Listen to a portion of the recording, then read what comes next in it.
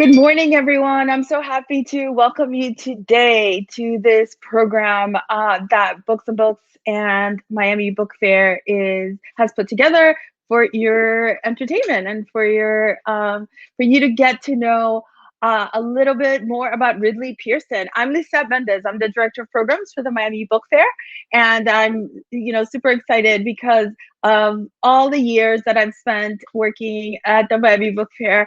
Ridley Pearson's programs and activities have always been a highlight. A highlight for myself personally, a highlight for my children who are big fans of his books, and a highlight for all of the children's students who come on field trip every year and who are always extra excited when Ridley Pearson is in the house. To introduce him today, I am going to bring up on screen a young man, 13-year-old student at Nautilus Middle School here in Miami Beach, who is a big fan of Ridley's work. And I'm going to bring him up right now. Hi, Noah. Hi. Thank you for doing this today. So you want to introduce Ridley to our audience? Sure. Ridley Pearson is a #1 New York Times best-selling author of over 50 award-winning novels, including the Kingdom Keeper series, and he co-authored the highly successful Peter and the Starcatchers books. His most recent release is a new installment of the graphic novel series based around the children of DC superheroes. The book is called Super Sons: Escape to Landis, which concludes the saga started in Super Sons: The Polar Shield Project. He was the first American to receive the Raymond Chandler Fulbright Fellowship from Oxford University and received the highest honor from the Missouri Writers Hall of Fame, the Quill Award. Pearson has traveled across the world to research his stories, including being allowed to walk around inside the Disney parks after hours, which is a personal dream of mine. He was also a member of the author rock band, the Rock Bottom Remainders. I have been a fan of the Kingdom Keeper series since I was 10, and I'm excited to see the next edition of Super Sons. Thank you so much. I really appreciate it that you took time today to do this, and I will let everyone know that if you have questions, please put them in the Ask a Question button right under your screen. And if you haven't gotten your copy of Super Sons yet, there's a green link to purchase the book. And now we are bringing Ridley up on screen.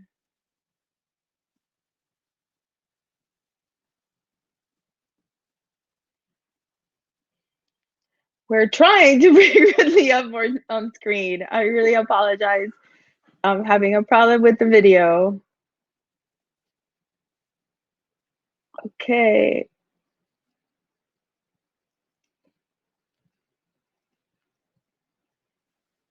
Can you grab my audio? I can definitely grab your audio, but for some reason, if you can grab my audio, I'll just go right into my presentation. Well, I'm not sure that I'm able to bring your screen up right now. So give me just a second. We might have to take you off. Everybody. We can hear you, but we can't see you. You know what I'm going to do, Ridley, if you don't mind, is if you come out of the crowdcast, I'm going to remove you and I'm going to bring you back up on screen. Hold on just a second.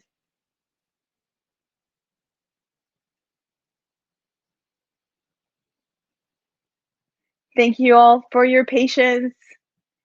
And in just a few more minutes, we are going to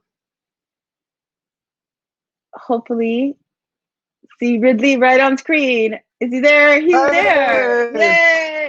So thank you so much, Noah. We'll see you later. And thank you so much, everybody. Maybe we'll go, Noah, someday we'll get in there to Disney World after dark together. That would be really fun. Oh, I've had so much fun doing that. Oh, we would love to hear more about it. Probably the most fun I've had is with Miami's own Dave Berry. Yeah.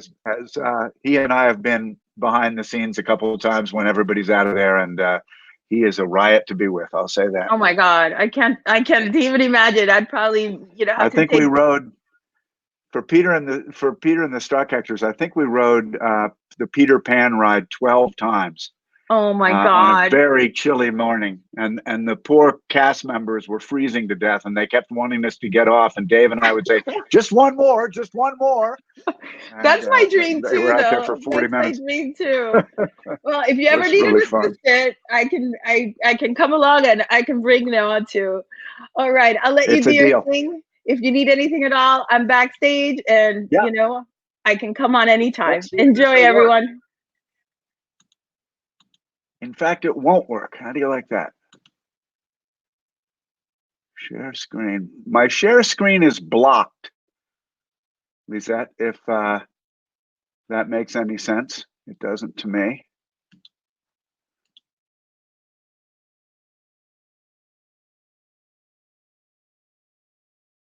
Tech difficulties this morning. We will give this yet another try. I think just for some reason it thinks that it's on the permissions, Lisette, it says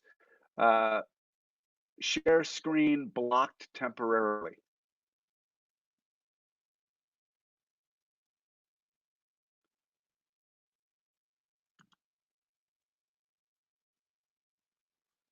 And now it's not offering it at all. So sorry, everyone. We had this all worked out yesterday, but of course that was yesterday. Maybe I've got it now. I X'd it out. Look at this. Okay.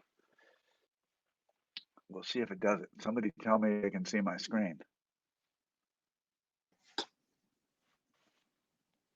We can see your screen. Yay! That's wonderful. We Hi, can everyone. definitely see it. I'm gonna walk you through book 3 of Super Sons. Mainly because it's so weird to write a graphic novel after writing so many novels. And I thought I would just show you the process.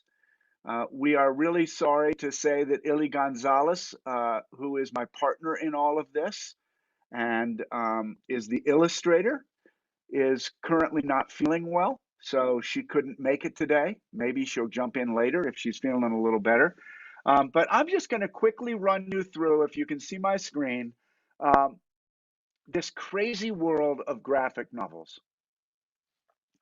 So the thing about a graphic novel is it's a world where both art and words meet.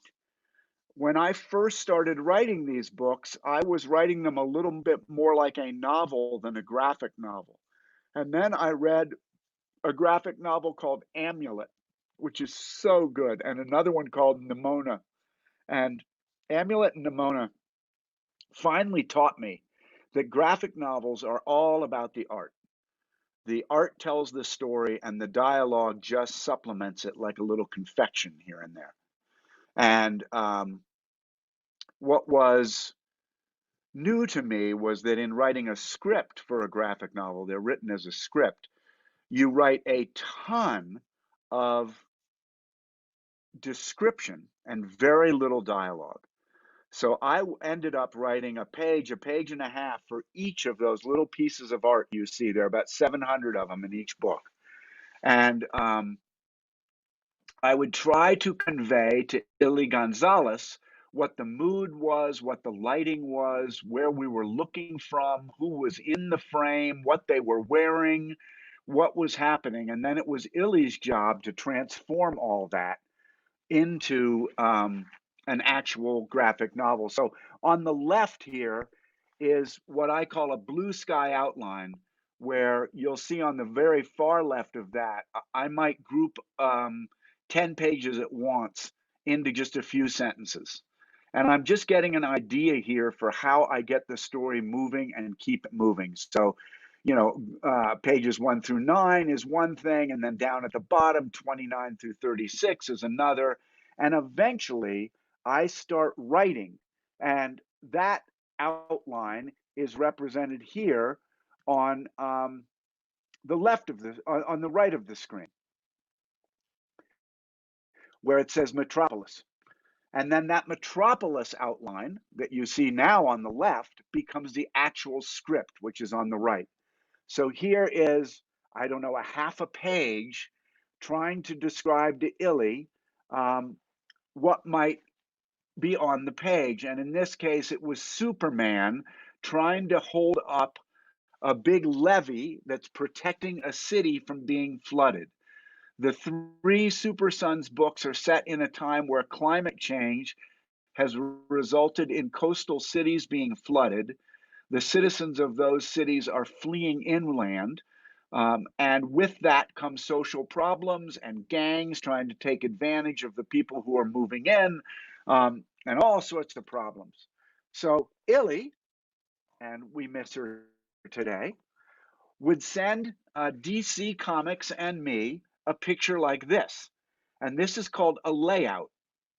And for me, I could barely see what this even was the first 10 times I got one of these.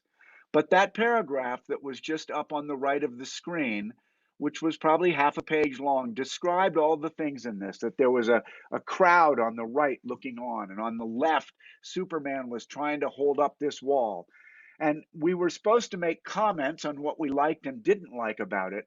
And then when all those comments were done, Illy would send us the colorized version, and this is what it looked like. Now here I could finally see what was being done. And this is one of those just amazing moments of being a graphic novelist, because several times a week you get these colorized pages and they're so incredible. So I thought I'd show you a bunch of them today. These are the three books. Both Illy and I have Instagrams if you want to come on and say hi.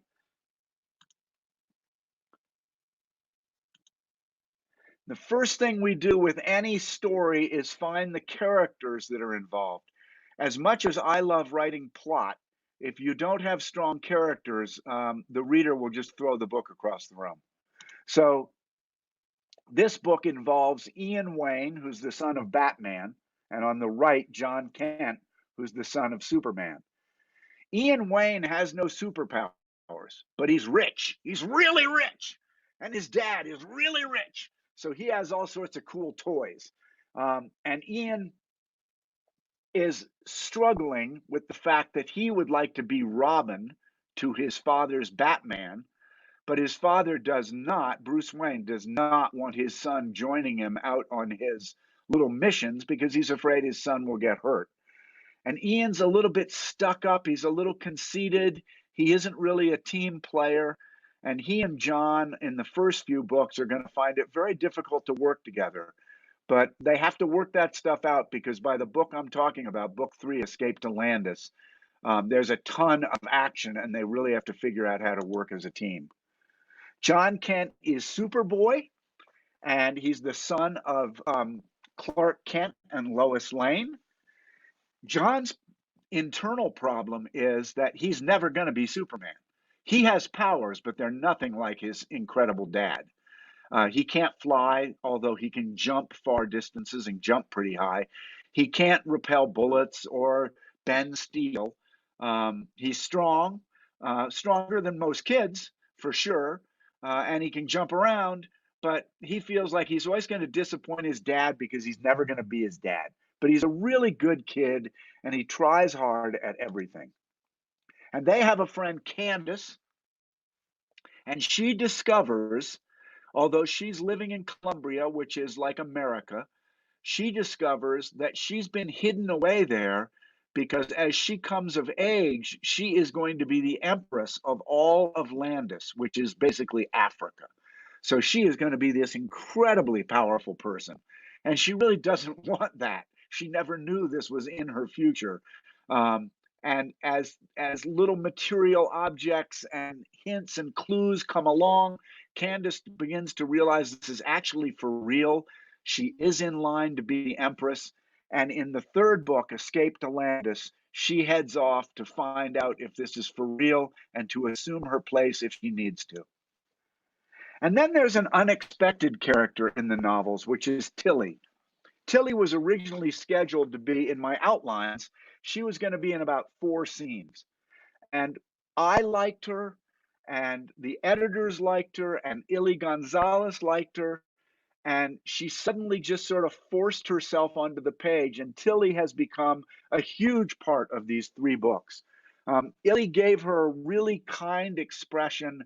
She's a really sweet girl, and I think really because of Illy's incredible work on the illustrations, the team of us that were writing the books, my editors and I, realized that Tilly should have more place in these novels than we originally thought. And we had to give Tilly a super costume so she wouldn't be recognized when they went out on their missions. And on the internet, I found this weird Halloween makeup thing called Puppet Head. And so we call it Puppet Face. And this is what Tilly looks like when she goes out on the missions. Creepy! They are up against a woman named Avarice, who is a really dark character. She makes a lot of trouble. She leads a lot of kids against these people who are moving into towns to escape the flooding. She's a nasty, nasty gal. And she's still around by book 3, Escape to Landis. There are 4 other, we don't know whether they're partners of Candace or if they're enemies of Candace. In the first book, they certainly seem to be enemies. These are 4 of the 5 fingers of the foxglove. Candace is the 5th. And Illy had to come up with how can we make them look different and how can we make them represent all of Landis. So she found costumes and looks from Kenya, Libya, Congo, and South Africa. And we mixed all of these in, and these are the characters. Once they're colorized and brought into the story, they actually are really decent young women, but they also think they're supposed to be the Empress of Landis. So there's great conflict there, and they want to stop Candace from being that. But good luck, young women. Any good story has a setting, and that setting plays the role of a character. It really becomes a piece of the story. And so, as I said earlier, that story, that setting for us is climate disruption, climate change, excuse me, the endless storms that bring flooding and cause people terrible loss of property and health, and they have to move out of the cities. This is like Miami in a hurricane. That's what this is like. So these are Illy's images of the rivers overflowing, and then all the people leaving the cities to go inland. So this looks kind of like a Houston highway when a hurricane's coming. One of the things that we do, of course, with these books is we create cover art. And Illy, just like I get edited tremendously. So I write my outline alone for book 1, 2, and 3. Each of those books took 3 months to write the outlines for the books. My editor would read them. They'd say, maybe not this. What about that? I'd try that. They'd say, okay, that's good now, but maybe we should cut back a little because we can't have that many pages. So I'd have to find a way to lose 10 pages of the book. And Illy goes through the same thing with covers. On the left is the first cover that she presented to DC. Excuse me. In the middle is the next cover after they had talked to her and said, oh, let's get Batman and Superman on there and let's make sure we see that they're the sons of Batman and Superman. So Illy went to all this work and did that. And then DC said, no, now that we've read the book in its entirety, let's get Candace on there too and get some water in there so their knees are in water. So even the artists go through a lot of editing. These are the layouts that Illy first sends us. And they're so incredible to me because not only is there a lot on the page, but there's a lot left to the imagination. And as the writer, I have to see, did she match what I was looking for, or has she's done even better than what I was looking for, so I just shut up. And here is a series of layouts to color that are in book 3, Landis, Escape to Landis. This is like the Washington Monument. It's called the Hands of Unity, and it's in a big city in Colombia in the story. And you will see how Illy takes just a sketch and then brings it into color. And over there on the right, you see John and Tilly and a man named Mr. Mylark. Now, this is how Tilly works. As I write 4 or 5 descriptions that are going to be on one page, Ile Gonzalez, the illustrator, decides to move in closer and closer each frame, each panel that she draws. So this is kind of a long shot. Now she moves in closer, and she has Mr. Mylark speaking with Tilly and with John. Now she has an even closer shot, as if we are Mr. Mylark looking down at the two kids. And all this is on the same page, but we're moving closer and closer so we can see expressions, we can see moods, we can see emotions. She has a shot from the balcony down to the ground because some bad guys are coming. And she reinvents her layout a little bit.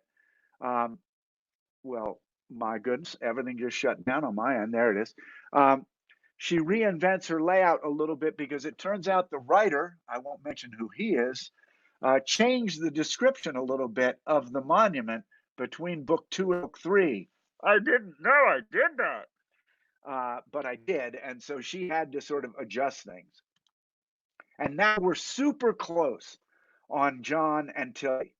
And we really get their moods, their expressions, and that sort of set of exclamation points over Tilly's head pulls our eye to Tilly and has us focus on Tilly.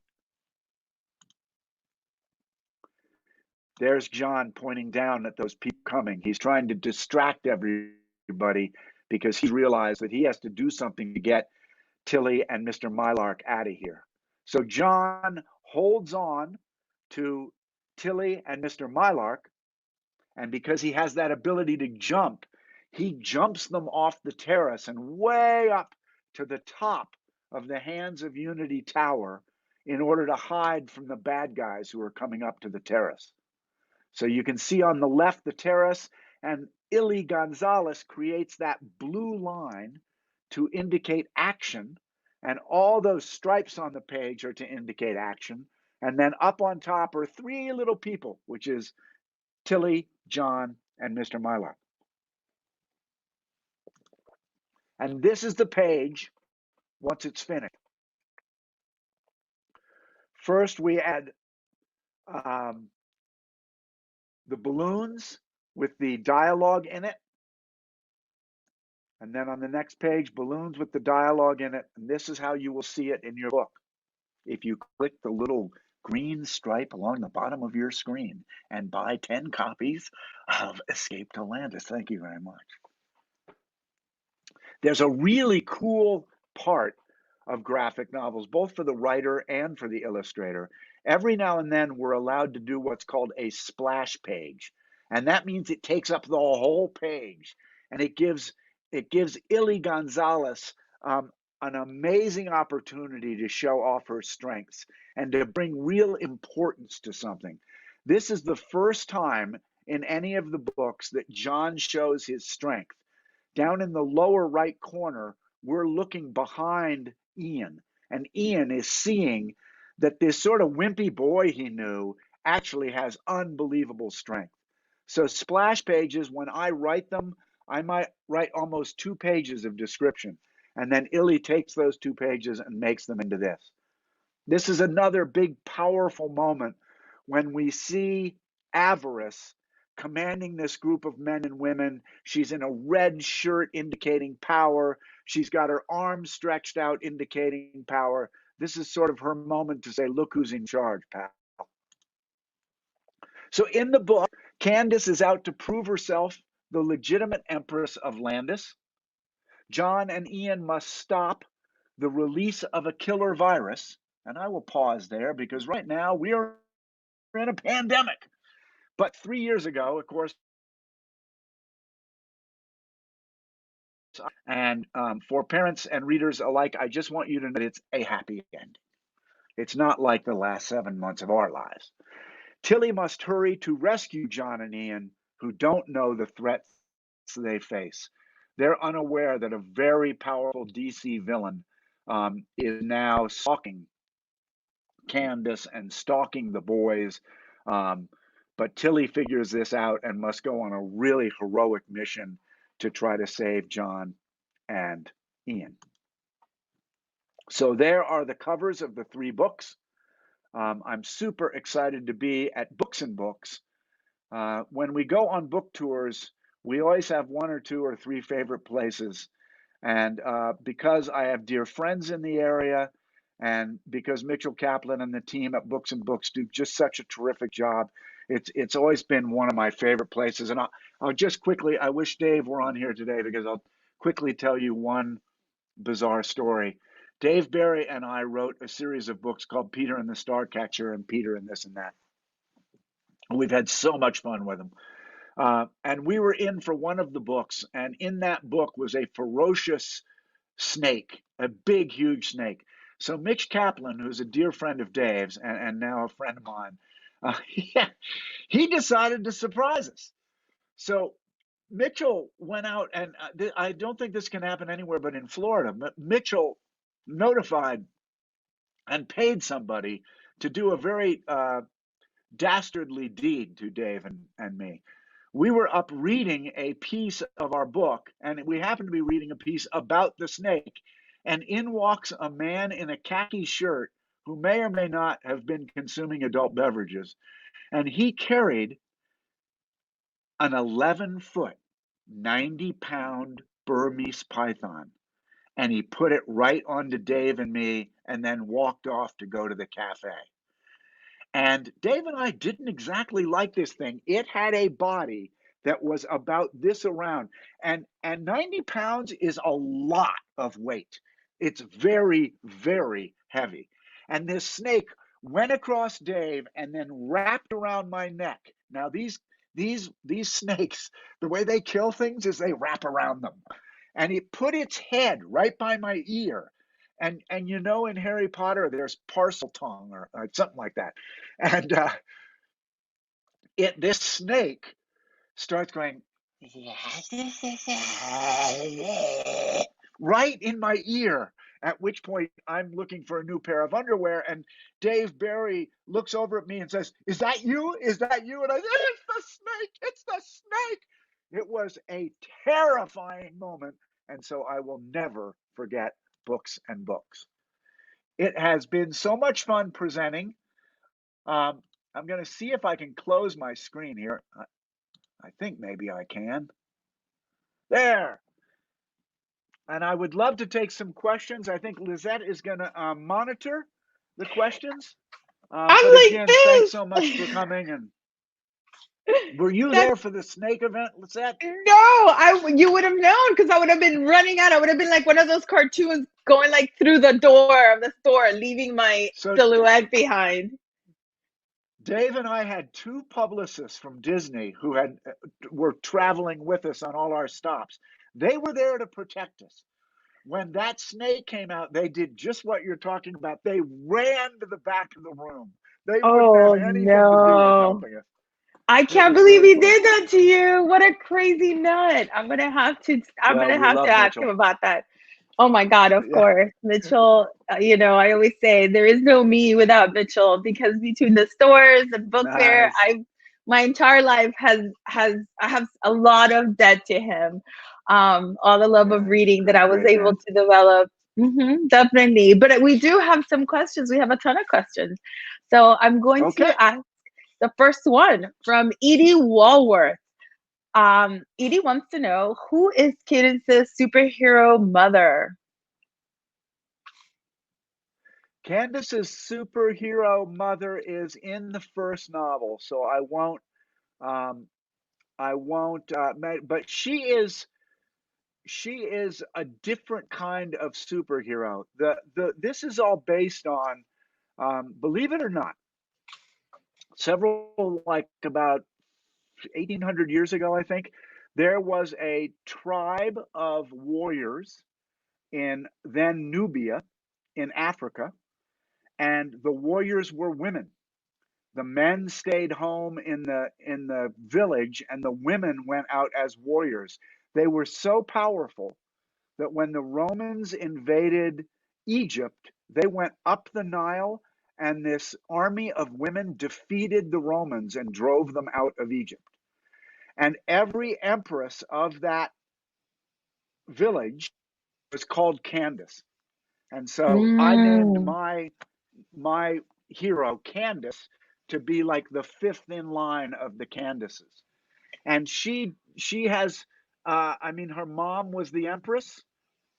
We don't know who her dad was, but she has really weird powers. She notices after a while that birds are always following her, and she Hmm. doesn't really understand what's that about. And she'll say something, like, "I wish it would stop raining," and it stops raining. And Hmm. over time, she comes to understand that she can affect weather and that she can control birds. So she has very strange powers. I love that. I love those powers. And I love all the mythology and the thought that you put into building the world for these characters. I Yeah, it have took a a really long time, but I wanted to do something. I wanted to do something that felt like itself, felt yeah, individual. and it definitely does. I have another question here from Marcy, and she would like to know what was your favorite part of research? This is a related question that you did to create all your characters. Yes, well, there are a couple things. One was all that research I did on Canvas. Once I discovered that group of women warriors, I was really interested in finding out more of that, and I did a good deal of reading on that.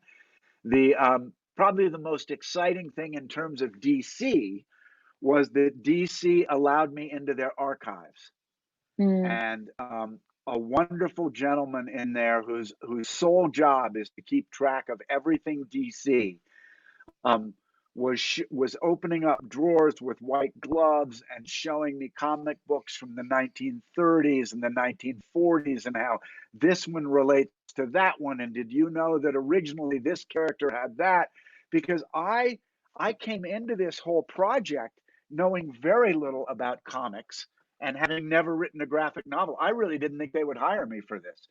I was very honest with them, and I said, I would. They asked me to do it, but I said I would love to do it, but I don't really know much about DC, and I've never written a graphic novel. And they said, "Oh, you're perfect," because they wanted me to reinvent it all.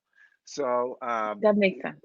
I had to learn about DC, and I was so lucky because I had an editor named Ben Abernathy, and Okay. Ben knows everything about DC. That's a dream job for any kid. So for all of you guys out there, you could go on and learn everything about DC and write new books. It's not it's not out of the realm of possibility for anyone. So how did you get the idea for the series? Specific, like, tell us a little bit more about that, working with DC and on this Well, idea yeah, and the different pieces of it. working with Dave Barry on Peter and the Starcatchers. We had to, as writers, we had to navigate working with about five central characters. And in the Kingdom Keepers, I don't know why I did this, but I also, in the Kingdom Keepers, I brought in five or six principal characters. And so it's, as a writer, that's a lot to juggle. It's hard enough to juggle one or two characters. I was so grateful to be working with Dave because we could figure this stuff out together. There was a lot to figure out when you're trying to keep track of four or five characters at once. And DC came to me in part to write the Super Sons because they knew it was going to be at least two principal characters and possibly three. And they thought that they had seen I had the ability to write teams of young people in my young people novels, Mm-hmm. and that I might be well suited to do something with a group of kids. So they actually came to me and said, "This is what we've chosen for you. Or you are right doing this," and I had a blast doing it. But it's just very tricky. We have Candace and Tilly and John and Ian, and we don't want to forget about any of them. We want to make sure they all have their own story. We want to make sure they have a collective story, and it's a pretty big Rubik's cube to keep track of. I bet. But I think it's so important to show books in which, teams of people are working together to try and solve Yeah. their problems. I think, I know that, in our world, right, Books and Books and Miami Book Fair, we're a really strong team to do the events that we do and bring the authors to everyone. And it's all about how we can all, play our part and then, come together to do these things for everyone. So, and since you spoke a little bit about Peter and the Starcatchers, I do have one question from Noah, who big fan, Noah, as you know. Noah's back there asking. So he'd like to know how did you and Dave come up with the idea for Peter and the Starcatchers and the Kingdom Keepers books too, which are his favorite? well, Dave and I play in a really bad all authors rock band with a number of best-selling authors, and he and I, when this first started in 1991, he and I were two of the authors that like to run in the morning. So Mm. Dave and I started running in the morning, and then that led to our, just timing wise, we would both end up down in the restaurant at the same time. So we started eating breakfast together, and we became good friends. Um, and our families started doing stuff together. It was, really, yeah, I was such a Dave fan before I met Dave. I had to pretend I barely knew him, but I'd read all his stuff, and I'm still sort of a fanboy of Dave's, and at times that gets me in trouble. But um, time went on, and I was, as parents, Marcel and I, my wife and I, read to our daughters every evening for about an hour before bed. And I was reading Peter Pan to our daughter, our eldest daughter, one night, and she was in a hurry to get to the chase, and she put her hand across the book and asked me how it was that Peter Pan had met Captain Hook. And this Mm. little, as a writer, you always have this little light up here, or AirPods, Yes. and sometimes that light goes off, and my light went off, and I went, wait a second, why does Peter Pan never grow old? How come he can fly? Where'd Tinker Bell come from? And I made all these notes, and I was coming down to the Miami Book Fair. So we have the Miami Book Fair to thank for Peter and the Starcatchers. I Oh. was staying with Dave and his wife Michelle and their daughter Sophie, and Dave and I were sitting around their breakfast table one morning, and he said, what are you working on?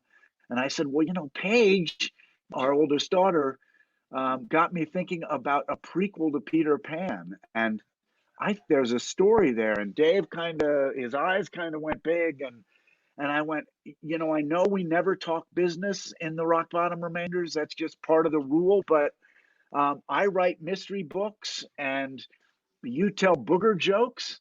And maybe we could make a really funny story tense story about how a young boy became Peter Pan. And he said, I'm in. And I love about it. 3 years later, we had Peter and the Starcatchers. I love it. I love it. What a great story. Um, so we It have was a amazing. few more questions. And, I love to hear stories that have their genesis in my world because, it just really makes a difference to know that what we're doing makes a difference to other people. But I have a question. So you mentioned that you planned books 1, 2, and 3 at the same time. And the question here is, how many others are you planning? Do you know already how the story is going to unfold over time?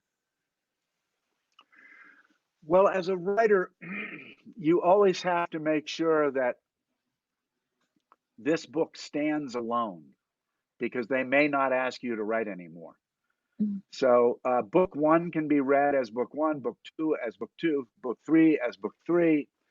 They work better in order, but you don't have to read them that way. And so I imagined that there would be at least one other trilogy to Super Sons.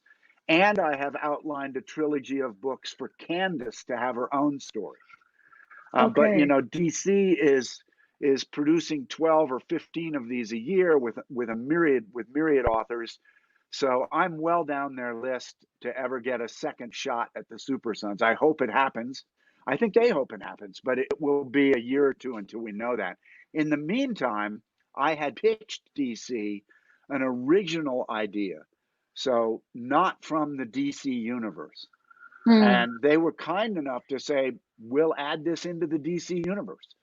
So I have Wow. written a trilogy of books called The Indestructibles. How And the first cool. of those comes out next August. And That's again, I mean, amazing. each of those books took 3 months to outline, so maybe a year to outline the books. And I couldn't get Illy because Illy Gonzalez was still working on the Super Sons. So I have this wonderful illustrator from England working on it. And it's just so much fun. The first book is almost done, so we're really excited. A a related question. How did you meet Illy? Was she introduced to you by your I publisher? I met Illy Gonzalez on Tuesday of this week. Oh, so she's been working on the I've worked series? with her for 3 years. The Wow. only way I ever knew Ellie Gonzalez was over WhatsApp. Oh my She God, how lives in Monterrey, interesting. Mexico. She Wow. studied fashion design. She did a graphic novel or two, and she posted her art on Instagram. There you And the go. people at DC saw her art and went, "This woman is amazing." And That's when amazing. Super That's a Sons great came up, story. they contacted her and said, "How would you like to write a graphic novel for DC?" Where she was a Batman and Superman fan, and I she bet. about fell out of her chair. She was like, I would have "Me? too. What?" That's And amazing. now And she's doing tons of art for DC. So her career is off and rocking. I love that story. And was her work fan art, like comic book fan art, or just other kinds of artwork? No, it was legit. Yeah, it was Yeah. legit art. She had done a graphic novel and was showing Oh, okay. images from that, but she has just big skill, That's and fantastic. she was able to. They went intentionally in the Super Sons. They went for a simplified look because I think they're still hoping that they can get it into an animated series. And if you do, some graphic novels are really detailed, but they Yeah. don't translate well to the screen. So there's still a hope that at some point, Super Sons will be an animated series. I don't know if it ever will be, but um, it's Illy's art is perfect for it if they do. I love the work. I love her work. I'm gonna have to look up her other Uh, books. I And wish I she were have, with us today. She's so incredible. yeah. Well, we're Such a happy to fun have her person. Yeah, anytime if you ever want to do something again and bring her on. would We love have it. a question from Sarah. She says, "Have you and Illy ever tried switching jobs for fun? Did you ever try drawing any of your characters?" What a great idea. That would be something no one would ever want to see or read, I'm sure. But I'm sure Illy could do my job way better than I could do her job. That's all I can tell. You don't draw. I'm You're not a Dave secret Barry and artist. I each can draw a bird, and that's it. That's all I can draw is a bird. But I have a feeling, Illy has a really good sense of story, and she brings that to the Super Sons. If I wrote something that even the editors approved of, and then Illy felt it was wrong, she would shoot me a WhatsApp and say, "What if I turn this panel around and we're looking from a different direction?" And I'd go, "Oh my gosh, that's the best idea ever." So I bet she could do my job way better than I could do her job. I love all that collaboration. I really do. I think two brains are always better than Yeah, it's a one. real team effort. Yeah. And we have another question from Christina. Says, "Do you feel a lot of pressure when writing about heroes with such big comic history behind them?" Yes. I feel a lot of pressure just generally as a writer. Um, but when you're dealing with something as iconic as Batman and Superman, and we have them, especially in the first book, but also in the second and third book. Um, I although I didn't grow up with comic books as much as my older Hmm. brother did, I watched the I think it was this black and white series in the 50s and 60s about Superman, and I bet I saw each of them about 5 times. So I had a really firm grasp of whom I thought Superman was. And I was friends with Adam West, who played Batman on television. You We were? lost Adam about a year ago. Oh, Yeah, and so and I'd watched all of those as a kid. It just happened that I met him later in life and became friends with him. But um, you still understand that this has gone on way longer than you and will go on way longer after you. So right. without Ben Abernathy, I think I would have made all sorts of big mistakes. I hope I haven't made any.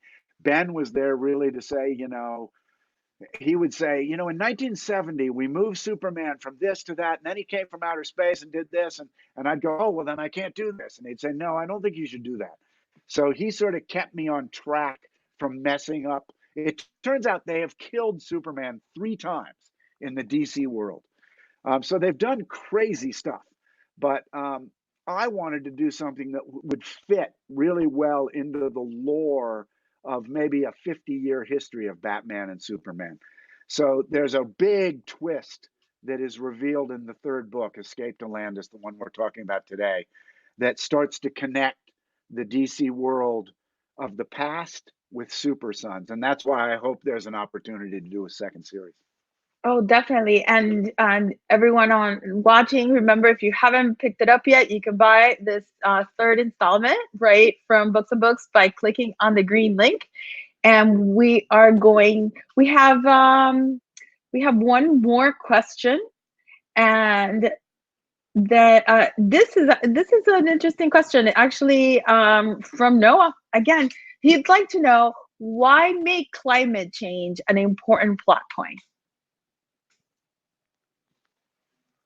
Well, I think um, I don't want to get too earnest here, but one of the responsibilities of anyone writing for middle grade, and even to an extent YA, I think, is to um, one, make reading fun.